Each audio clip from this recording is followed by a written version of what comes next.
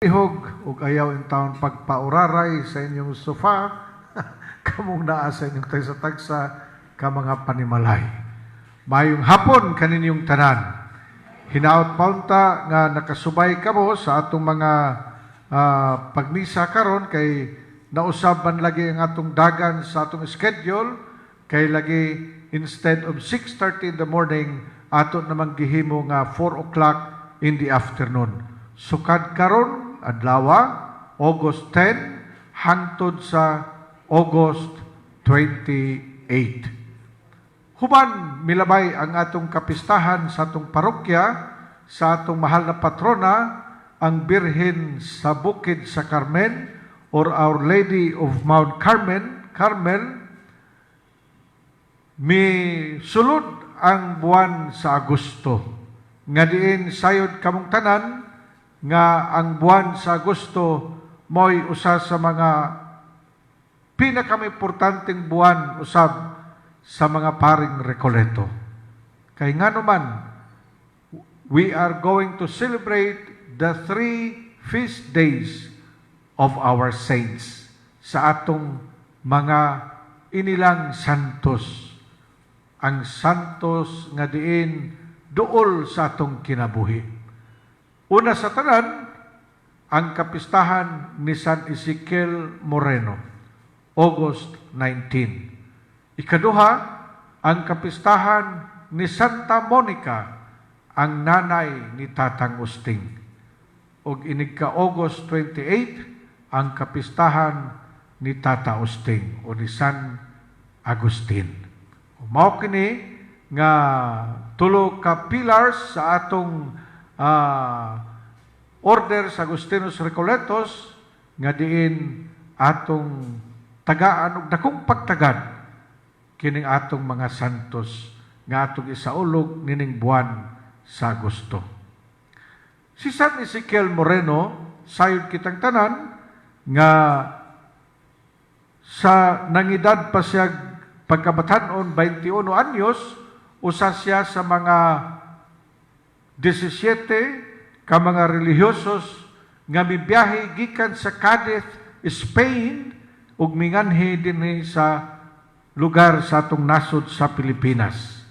Batan-on, maisog ug puno sa pagtuo ug pagsalig sa Dios. Bilang mga misyoneros, mga frailes. Ug diin miabot sila dinhi sa Pilipinas niadtong tuig 1871 nga dinhi siya naordinahan sa Pilipinas sa pagkapari. June 2 of 1871. He was ordained priest in Manila and he was assigned immediately after his ordination to Calapan, Mindoro. Nga diin nasakit intahon siya og kining malaria, no? Kay daghan pa magsakit sa una diha sa lugar sa Calapan, Mindoro. That is why he was immediately sent back to Manila for recovery. Natambalan, nabaskog pag-usab. Apan he was assigned to Palawan, mas misamot kay dito mas daghan og mga lamok nga dunay malaria. And he was there for 4 years in Palawan. Upat ka tuig sa iyang pag-antos bilang fraile, silbi sa Dios ug sa iyang mga katawhan, pagsangyaw sa pulong sa Dios. Daghan siyang nabuhat dito ug usa nga dili malimtan sa taga Palawenyo ang gitawag og balon pari nga diin sigon sa istorya nga siya nagkubkob og usa ka balon, atabay nga hangtod karon wala gyud mahutdi og tubig. O mao nga there was a drought at the time nga diin halos tibuok Palawan walay tubig, apan ang balon, ang atabay nga gibuhat o gikubkob ni San Ezekiel Moreno nagpabiling ni dagayday ang daghang mga tubig.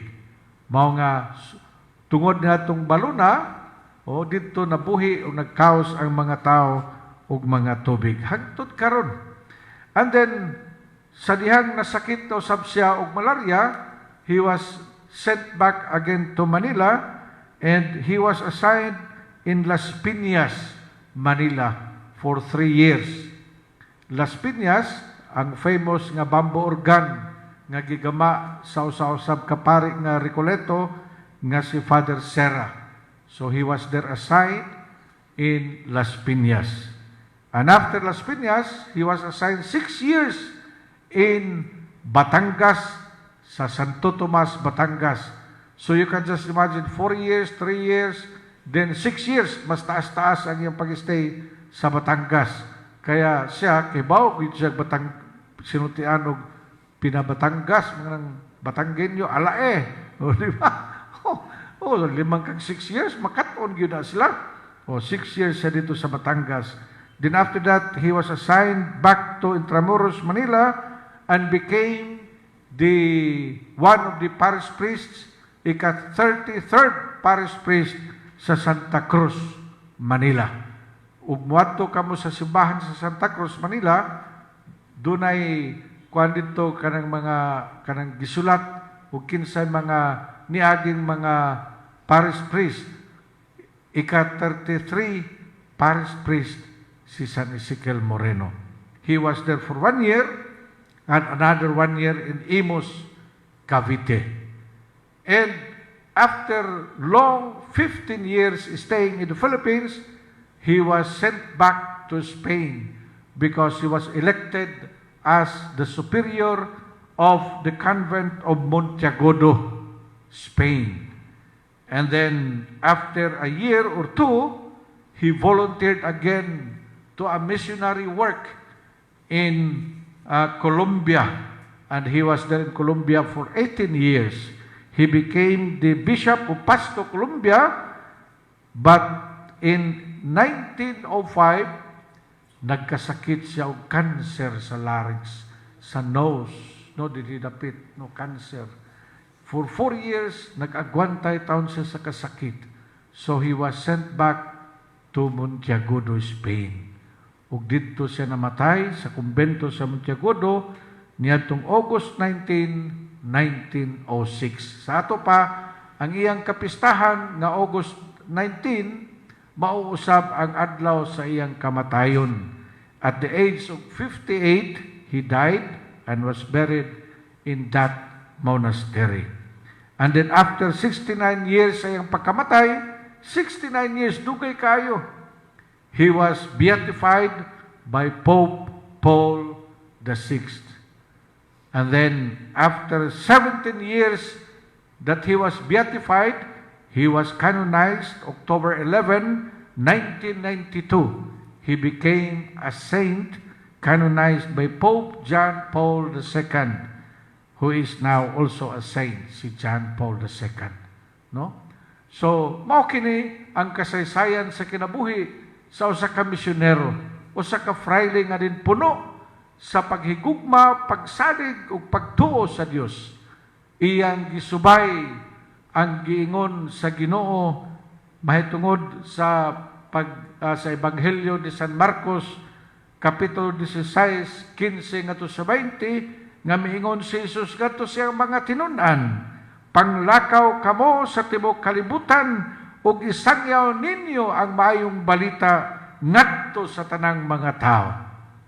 Gihimo ug gibuhat kini ni San Ezekiel Moreno. Iyang gitaya ang iyang kinabuhi pagkabatanon hangtod nga namatay. Usa ka misyonerong puno sa pagtuo ug paghigugma sa Dios. Pagsangyaw sa maayong balita. Gikan sa iyang nasod nga natauhan hangtod nginhi sa Pilipinas ug sa laing lugar sa kalibutan sa Colombia. Mga hinigugma ko ni Kristo Jesus, karon usab mga ang color nga atong gisulob karon pula because it is a feast day of a martyr. Kay si San Ezekiel Moreno, dili man siya martyr, ug karon gisaulog sa simbahan ang usa ka martyr nga si Saint Lawrence, si San Lorenzo, usa ka diakono. Ang diakono mao ang moserve sa usa ka pari inig misa, kanang pinaana bitaw ang kuan. Unya siya sab ang mubasa sa santos nga ebanghelyo. He became a martyr during the persecution of Valerian after 4 days after the martyrdom of Pope Sixtus II, together with his 4 companions. And usa siya na martyr, gipapili siya nga iya bang dawaton ang kagawasan, mabuhi siya, o patyon siya kung siya musilbi sa emperador o sa hari. Then, ang iyang famous words, ningon siya, I only obey and adore to my God, and only to Him do I serve. O mao ka na, no? Just like also the famous words of our Filipino saint, San Lorenzo Ruiz, nga nagaingon siya, if only I have 1,000 lives, all I will give and offer to God. 1,000 lives, ug daghan kog kinabuhi, ang tanan akong ihatag sa Dios. Dili niya ikabaylo ang iyang pagtuo, hingpit nga pagtuo ug paghigugma sa Dios. Mga hinigugma ko ni Kristo Jesus, karon sa atong ebanghelyo nga atong nadungog ang kinabuhi sa duha ka santos, si San Ezekiel, dili martir, apan mihugos usab siya sa iyang kinabuhi aron lamang pagsangyaw, pagsabwag sa mayong balita. Ug usa ka martir nga si San Lorenzo, nga si San Deacon Lawrence. Ang atong ebanghelyo karon nga gikan kang San Juan nagasaysay ug nagaingon nga ang usa kalugas nga trigo magpabiling usa ra gayud kalugas nga trigo. Kung kini ipugas sa yuta ug mamatay, ug kung kini mamatay, mamunga kinig daghan. Sa ato pa, ang trigo kinahanglan usang mamatay aron mabuhi pag-usab ug mamunga ug daghan. Unsa may kahulugan niini? Ang pagkamatay sa imong kaugalingon. It is in denying yourself, deny your life, no, nga imong ihatag ang imong kinabuhi, ang tibuok nimong kinabuhi alang-alang sa imong paghigugma sa Dios, nga papason nato ang atong mga sala, talikdan nato ug biyaan ang tanan natong mga butang ug kahigayunan nga maoy makaingon sa atong pagkasala. Sama sa gibuhat ni San Ezekiel Moreno nga iyang gitalikdan ang iyang pamilya, ang iyang mga igsuon, ang iyang nasod aron lamang muanhi sa laing lugar ug muadto aron isangyaw ang maayong balita. Iyang gihalad ang iyang kinabuhi, didto namatay ang iyang ang pagkatao niya, kay aron lamang mabuhi siya ug mamunga ug daghan.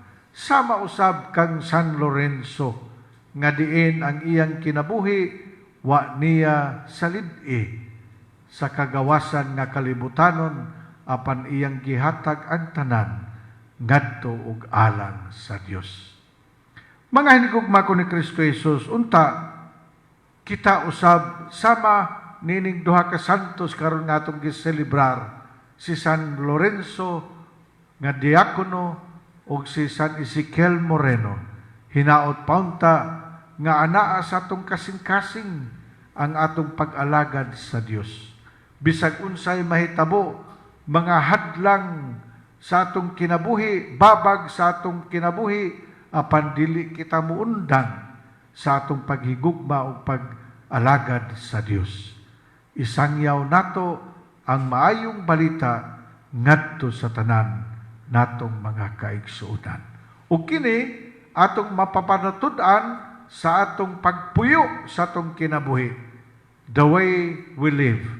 the way we talk, the way we dress, the way of how you are today. Hinaot paunta nga makit-an sa uban nganha sa imong pangkinabuhi ang pangkinabuhing Dios nun.